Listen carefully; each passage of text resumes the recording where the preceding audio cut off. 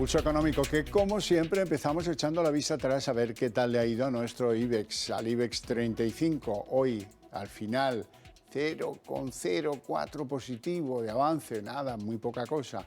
9.293,7 el índice general, hemos perdido los 9.300, como es obvio, y algunos valores han destacado por sus incrementos hoy. Es el caso de Telefónica, la que más, 2,49 de avance, Colonial 1,71 de adelanto y Arcelor 1,46 arriba. Por contra, en el lado de los que hoy han tenido peor ejecutoria, la que peor, Mafre, que se deja en la sesión 2,07, en segundo lugar Solaria 1,55 abajo y en tercer lugar AENA, que pierde en la sesión 1,40. Y a continuación les voy a adelantar algunos de los argumentos que seguro más les van a interesar del debate económico que vamos a mantener aquí con los mejores expertos para que ustedes no pierdan detalle. Bien, y en nuestra mesa de análisis hoy hablaremos de los resultados de Iberdrola. Ha disparado sus beneficios un 40% a pesar del impuestazo fijado por el gobierno de Pedro Sánchez. 1.485 millones a fecha de marzo, 40% de incremento de esos beneficios. Bueno, y hoy es día de muchos datos, algunos de ellos extraordinariamente valiosos. Por ejemplo, tienen ustedes que saber que los españoles pagan el 39,5% de sus salarios en impuestos, 5 puntos más que la media de la OCDE. Esto lo dice la OCDE y no es apelable. Otra cosa es que lo entiendan los ministros del gobierno de Sánchez, que eso ya es otro asunto. Les presento ya a nuestros invitados esta tarde. Don Antonio Banda, CEO de Filcapital. Muy buenas tardes. Hola, buenas tardes. ¿Todo bien? Sí, todo en marcha. Caluroso día, calurosa tarde. Sí, estamos ya entrando en la época estival. La canícula. Bueno, don José Luis Fernández Santillana, jefe de análisis y estudios del sindicato USO. Muy buenas tardes. Hola, buenas tardes. ¿Todo bien? Todo bien. Me alegra mucho. Sesión. Hombre, la sesión de bolsa de hoy se explica casi sola. 0,04 de avance, con los bancos que están en el titubeo más absoluto, que continúan más apoyados en el rojo que en el verde, y hoy gracias a Telefónica y alguna otra pequeña cosa, ¿no?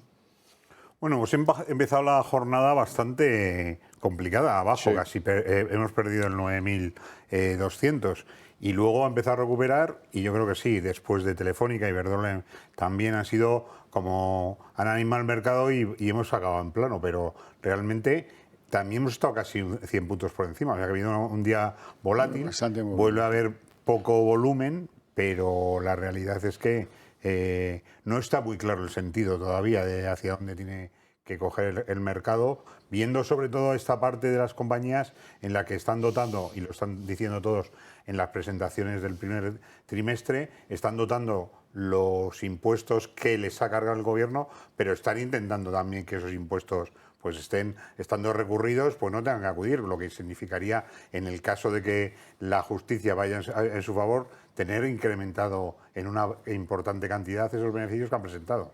Don José Luis. Bueno, esta parte impositiva vamos a ver cómo acaba, ¿no? Está recurrida, lo que han hecho ha sido la dotación, lógicamente por una cuestión de prudencia y a partir de ahí, pero bueno, vamos a ver las posibilidades que eso tiene, ¿no? Lo que está claro es que la bolsa está de alguna manera en una situación de incertidumbre, no sabe si sube o baja, como diría, parece gallega, ¿no? En el sentido coloquial del término. Yo creo que la cuestión es esa, ¿no? Es decir, yo creo que hay valores que se mantienen, que suben, los bancos yo creo que están siendo penalizados porque no se sabe muy bien todavía qué va a pasar con los tipos, y la inflación no se acaba de controlar. Yo pronostico que este próximo mes tendremos un repunte de la inflación, seguramente, bueno, pues porque van a subir más los precios que en el mes de abril del año anterior, ¿no? Simplemente recordar que entonces fue cuando empezaron a aplicarse las primeras medidas para contrarrestar el precio de la electricidad. Ya está, esto es pura estadística y puro numerito, ¿no? Entonces yo creo que la situación es de no perder los 9.300, que nos hemos quedado en el borde, es un valor de resistencia y yo creo que es más posible que vayamos al asalto de los 9.500 de nuevo que otro tipo de situaciones. Yo creo que no lo estamos comportando de manera muy distinta que en las bolsas europeas. Estamos, yo creo que todos en el mismo caminito. Bueno, vamos con los resultados de Iberdrola, la eléctrica española, que han sido pues quizás la noticia económica más destacada del día de hoy. Iberdrola registró un beneficio neto de 1.485 millones de euros en el primer trimestre del año, lo que representa un incremento del 40% impulsado principalmente por su mejora de resultados en España y Reino Unido, según ha informado la compañía. El resultado bruto de explotación del grupo creció un 38% en el periodo de enero a marzo, hasta los 4.064 millones de euros, debido principalmente a la recuperación del déficit de la tarifa regulada en Reino Unido, el mejor desempeño en los países de la Unión Europea por la normalización de la producción y las menores compras de energía a precios más bajos que el año pasado, así como por el crecimiento en renovables y redes. Por su parte, la cifra de ventas de la energética se disparó también en este primer trimestre hasta los 15.460,6 millones de euros, frente a los 12.150 millones de euros del mismo periodo de 2022. Este incremento en los números de la compañía se produjo a pesar del aumento en la partida de impuestos en el periodo, que alcanzó los 591 millones de euros frente a los 311 millones de euros a cierre de marzo de 2022. Como consecuencia fundamentalmente del mayor beneficio antes de impuestos, la inclusión del gravamen del 1,2% sobre ventas en España y el registro el año pasado de la plusvalía por la reorganización de los activos de la eólica marina en Estados Unidos. Para el conjunto del año 2023, el grupo prevé un crecimiento del beneficio neto de un dígito medio o alto sin considerar extraordinarios adicionales. Por cierto, que el presidente de Iberdrola, Ignacio Sánchez Galán, decía hoy que bueno, las medidas tomadas para que la repercusión de los costes energéticos fuera menor a los ciudadanos, ya se puede ir pensando en eliminarlas. Lo ve claro. Bueno, anda.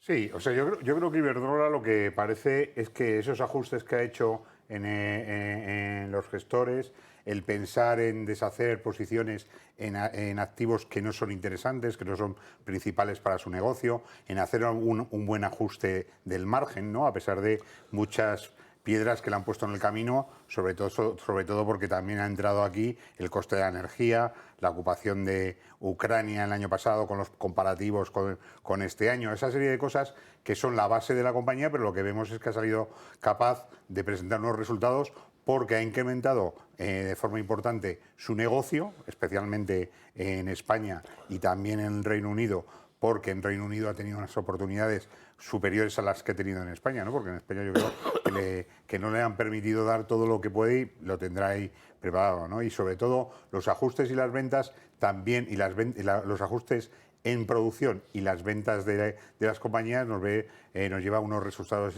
extraordinarios que, a pesar de ese incremento, pues con los números son prácticamente el doble en impuestos de lo que pagó el primer trimestre del año 2022, indican que bueno, la compañía está llevando un camino bastante organizado, y yo creo que el mercado está reconociendo esa valoración. Es una de la gran compañía del IBEX, ¿no? En nuestro caso, Iberdrola, pero yo aquí hay dos cosas. Uno, que tenemos Galán para rato, digo, porque hace poco ha sido además renovado y por tanto, con estos resultados nadie va a cuestionar su figura. Lo digo porque en algunos casos, cuando por parte del Ejecutivo se nominan a dirigentes empresariales, este es de los que de vez en cuando se le nomina, ¿no? Por aquellas cosas de los precios o de los beneficios que hay del cielo que tienen las eléctricas. Lo que está claro es que las eléctricas están teniendo beneficios, un 40% es mucho de incremento de beneficios, 1.470, casi 1.500 millones, está bien, ¿no? Y eso lo que quiero decir es que, oiga,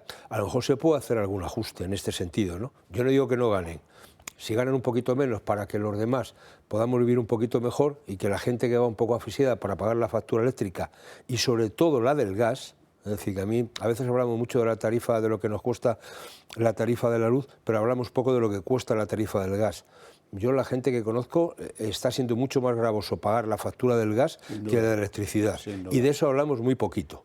Bueno, ¿por qué? Porque estamos siempre con la producción eléctrica a través del gas, pero el propio consumo de gas para doméstico está siendo, no nos olvidemos, es decir, que lo que ha sido el dejar de comprar a través de Argelia, a través del gasoducto, es decir, eso supone que todo lo que viene por mar se encarece notablemente el precio de ese gas, es decir, una serie de actuaciones de las que se habla poco y que están ahí encima de la mesa. Entonces, a mí lo que me quiero poner como último ejemplo es que, oiga, si yo tengo que negociar un convenio colectivo, unos salarios con una empresa que ha ganado un 40% más, no es lo mismo que si es una empresa que ha ganado el 1%. Es decir, por tanto, cuando se quiere imponer un único modelo de negociación colectiva, me parece que es un craso error. Quien tiene beneficios hay que exigirle, en el buen sentido de la exigencia en la negociación, oiga, que parte de ese beneficio también vaya a mejorar las condiciones de sus empleados, que eso lógicamente es una apuesta por el capital humano, que desde mi punto de vista debe ser el capital más importante que tiene una empresa. Bueno, no importa a quién se lo hayan oído decir, porque es verdad, lo diga quien lo diga, pero han sido muchos los invitados de Pulso Económico que han venido aquí y han dicho que somos los últimos en recuperar el Producto Interior Bruto que tenía España antes de la pandemia. Eso no lo discute nadie. Sí se nos enseñan algunos señuelos. Es el caso de Nadia Calviño, la vicepresidenta económica, hoy en el Congreso. Estamos creciendo más que el resto de los países europeos, un 5,5% en 2021 y en 2022. Pronto vamos a recuperar el PIB prepandemia. No se obsesione con este tema, porque en el resto de los indicadores estamos por encima de los niveles prepandemia.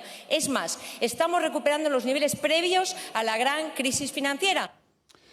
No, mire, lo celebraremos mucho todos. Nadie se alegra de que esto sea como es, pero no vamos a discutir que no hemos alcanzado los niveles prepandemia y que vamos los últimos del tren europeo en esa recuperación. Eso se puede poner usted todo lo enfadada que quiera. ¿No, José Luis? No, sí, pero por enfadarse o por gritar más o por subir el tono de voz no se tiene más razón, ¿no? Y entonces, claro, cuando teóricamente nos habían contado la película de que para este año, cuando empezábamos el año 2023, ya estaríamos habiendo alcanzado esos niveles y resulta que no, que todavía ella reconoce que nos falta por llegar, oiga, pues las cosas que no van tan bien. Claro que 2 años seguidos hayamos tenido un crecimiento espectacular, que es en promedio del 5,5%, oiga, quiere decir que 2 años seguidos creciendo al 5%, es que la cosa está en el encefalograma plano. Es que perdimos el 12%. Claro, es que es así de dramático. Entonces, bueno, bien, se puede contarlo, pero también encabezamos algunos rankings europeos, es verdad, el de desempleo. Estamos en primer lugar, segundos en tasa de empleo juvenil, es decir, bueno, pues también, a mí eso me molesta bastante que los tengamos. Y luego hablaremos de los datos que está dando la OCDE, sí, pero desde luego... Vamos a hacer un paseo por esa economía... Cuando uno va viendo, pero mire, sin entrar en esos datos que luego los podremos ver, el otro día hacíamos nosotros un estudio en el sindicato donde mirábamos los componentes del PIB. Y entonces, desde el punto de vista de los salarios, que es lo que nosotros trabajamos más, obviamente, la remuneración de los asalariados en el PIB está en los niveles desde 2012. Es decir, ha habido una caída desde 2009 brutal. La renta disponible de los hogares ha caído un 7% y la renta per cápita ha caído otro 6,5%. Oiga, vale, pues nada, fenomenal, ¿eh? Campeones del mundo, pero más pobres. Pues nada, bien, ya está. Banda. Sí, es que es muy fácil luego hablar en términos de tanto por uno o en términos económicos o en términos de crecimiento porcentual, ¿no? Que al final está utilizando una revisión de los crecimientos porcentuales cuando su base ha caído, somos los que más hemos caído, pues lógicamente para llegar a un sitio donde estabas tienes que hacer el doble de lo que has caído para poder llegar al mismo sitio. Y eso nunca lo dice, ¿no? Está hablando siempre de que crecemos, de que somos los mejores y no sé qué, pero la realidad y estos números estadísticos son datos que presentamos en nuestros informes estadísticos a Europa y son poco, o sea, discutibles poco. Son datos que van en número y que tenemos que ver la referencia. ¿Cuál es el problema? Que tenemos que ser realistas y defender donde estamos y buscar medidas políticas que nos ayuden a recuperar más, a crear más empleo y ayudar a los empresarios a que sean capaces de que sus incrementos sean mayores. Pero fíjese, bueno, da la sensación... Perdón. No, decía que, ojo con un tema que yo creo que hay algunos ya analistas que están diciendo y recordando lo que pasó en Grecia, ¿no? Es decir, que Grecia en buena parte se le interviene porque estaban falseando los datos. Yo no quiero decir que el gobierno esté falseando los datos, pero a lo mejor no están muy adecuados a la realidad, o se están contando con alguna manera. Hay que recordar que algún chorreo ya lo ha echado por el cambio que hubo en la dirección del INE, por ejemplo, que es el que de alguna manera está regulando las cuentas. Entonces, ojo con este tipo de situaciones, ¿no? Porque Europa llega tarde a veces, pero cuando entra como un elefante en cacharrería, ¿eh? Recordemos la situación de Grecia. Más allá de la situación de default, pero es que había, bueno, las cuentas que estaban mandando resulta que no eran tan buenas, ¿eh? Aquel Varoufakis, ¿eh? Bueno, y el anterior gobierno incluso que hubo. Dos intervenciones tuvo Grecia por lo mismo, porque las cuentas que mandaban a Bruselas no eran todo lo serias que cabía esperar. Por cierto, a lo mejor estaba tan enfadada Nadia Calviño hoy en el Congreso porque habrá leído, espero que lo haya leído, que Bruselas está pensando exigir un ajuste equivalente a medio punto % del Producto Interior Bruto a cada uno de los países donde considere que tienen un déficit muy elevado. En pocas palabras, la Comisión Europea está dispuesta a acabar con el disparate de déficit que están teniendo muchos países europeos. Y lo va a hacer manu militari, obligándoles a recortar déficit por valor de medio punto de lo que sean capaces de generar en Producto Interior Bruto. Eso está al caer y no es una buena noticia para el Gobierno. No, bueno, yo creo que estamos, lo que dijo Bruselas, recordar, ¿no?, que 2022 y 2023 de alguna manera quedaban invernadas las medidas del plan de estabilidad. Por tanto, el objetivo del 3% de déficit o del 60% de deuda, que se nos olvida a veces, hablamos de que el 3% es el top al que hay que llegar, pero ojo que cuando sale de deuda pública, el mismo plan de estabilidad habla del 60%. Y ahí estamos casi duplicando, estamos en el 114, 115 ahora mismo sobre PIB. Entonces yo creo que lo que van a hacer es empezar un ajuste, y se va a hacer, lo que no nos están contando es esto. Oiga, es que para cuando se haga, ¿qué va a pasar con este gobierno? Que hasta, no sé, entre comillas, lo de suerte, porque claro, para el año que viene, en septiembre, no se presentarán los presupuestos, porque si hay elecciones en diciembre, pues seguramente se disuelven las cámaras anteriormente, es decir, no va a haber presupuestos, o habrá una prórroga presupuestaria, con lo cual vamos a ver cómo se introducen, o quién es el que empieza a producir los ajustes, o quién los viene a introducir en el presupuesto. Esta es la clave del asunto. Mientras tanto, seguimos tirando con pólvora de rey, y esto es lo que está pasando, ¿no? Es decir, oiga, es que no se va a poder seguir así sin controlar el déficit, porque además eso supone un incremento de la deuda, y a los tipos de interés que se está poniendo la deuda, hombre, eso nos va a costar un poquito más a todos los españoles pagarla, ¿eh?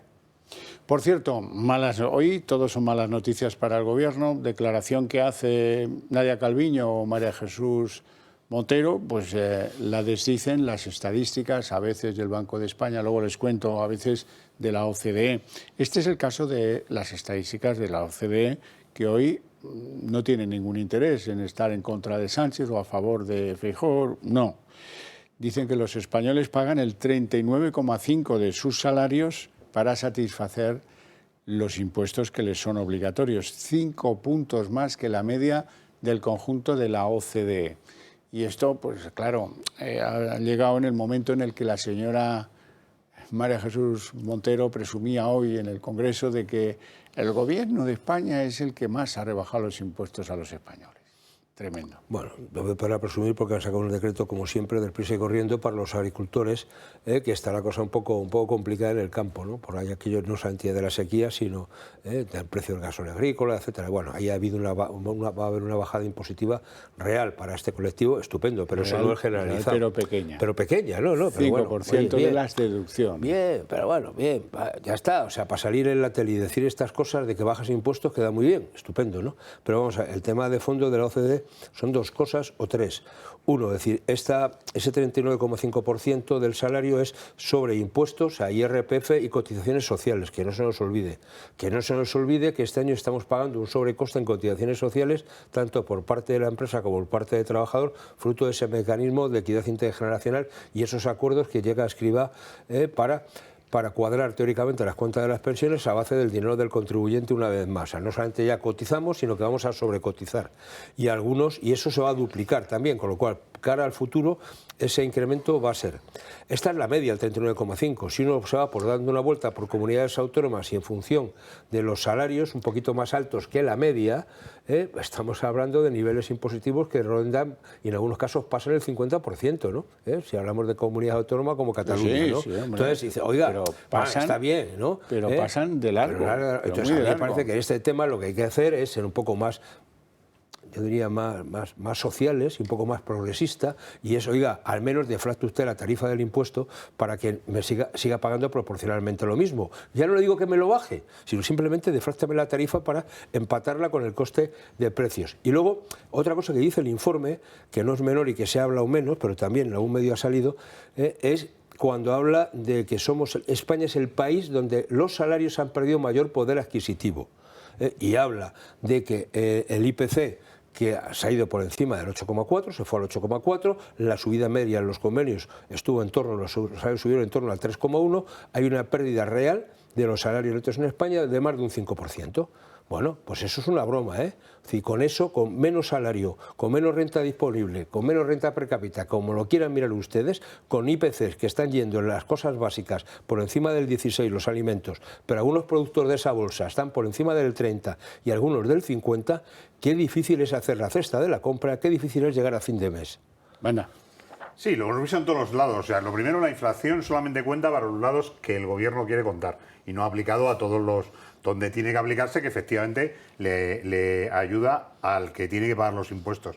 Y luego hay una falta de análisis de cuál es la situación y son incapaces de, sobre todo, poner soluciones porque viven en la ficción. O sea, con dar unos datos y decir lo que ha pasado con las viviendas, que al final estamos otra vez día a día diciendo cosas electoralistas que nadie ejecuta, que ha sido el gran error de este gobierno en estos 4 años, que es no ejecutar nada de lo que dice. María Jesús Montero, hoy presumía de que el gobierno Sánchez el que más ha protegido a los españoles en materia de precios energéticos. Estamos hablando, como siempre, de que ustedes intentan, a través de la noticia falsa, hacer creer al conjunto de la sociedad que este gobierno incrementa su carga fiscal, cuando lo que hemos hecho es rebajar, como nunca, los impuestos a la clase trabajadora con su voto en contra. Sí, pero ella se refería explícitamente a la rebaja que ha habido en la fiscalidad de la energía, de la electricidad, del gas, etcétera. Y mira tú qué mala suerte, que hoy el Banco de España acaba de emitir un informe en el que se dice que los hogares españoles pagan más impuestos que sus vecinos en la factura de la luz y del gas.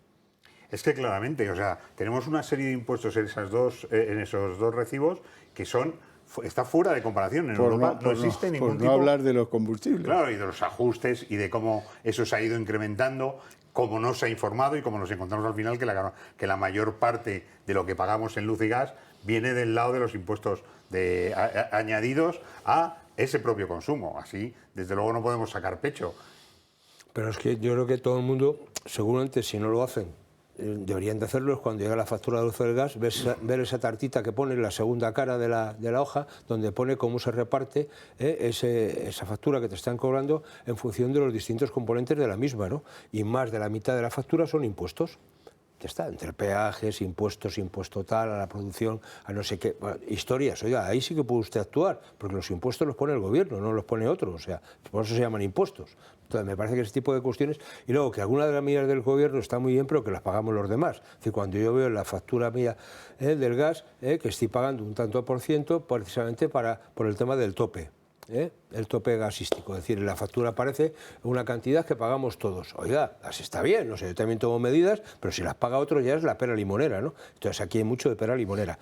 El problema de esto es que menos mal que este invierno no ha sido especialmente frío y que los calores nos van llegando ahora, con lo cual vamos a ver qué pasa ahora con el consumo de aire acondicionado, si se nos desmadra o no. Es decir, mientras que hemos estado en zona templada la cosa va bien, pero como empiecen los calores, vamos a ver qué pasa, porque al final estas cosas hacen que suba ligeramente el recibo, aunque hay productos energéticos que son muy eficientes. Banda, hay temor en Estados Unidos por una posible nueva crisis bancaria, porque uno de los bancos afectados por esto, el First Republic, pues está teniendo una fuga de de depósitos extraordinaria, como del 50%, y cae su valor en bolsa, lógicamente. ¿Cómo lo ves? Sí, el lunes cayó un 50 y hoy está empezado la jornada cayendo casi un 20.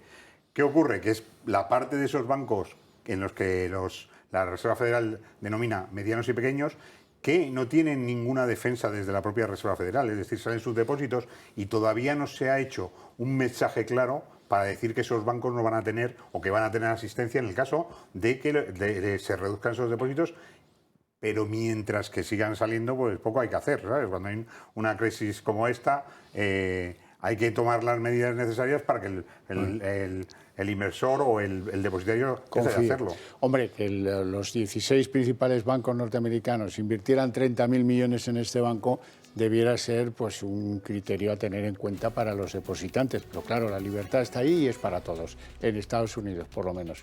Muchas gracias a ambos por vuestra presencia y vuestras opiniones, a ustedes más por su paciencia y su interés, pero eso tiene premio. A la vuelta de publicidad abrimos aquí la redacción abierta con todo lo que nos trae la política.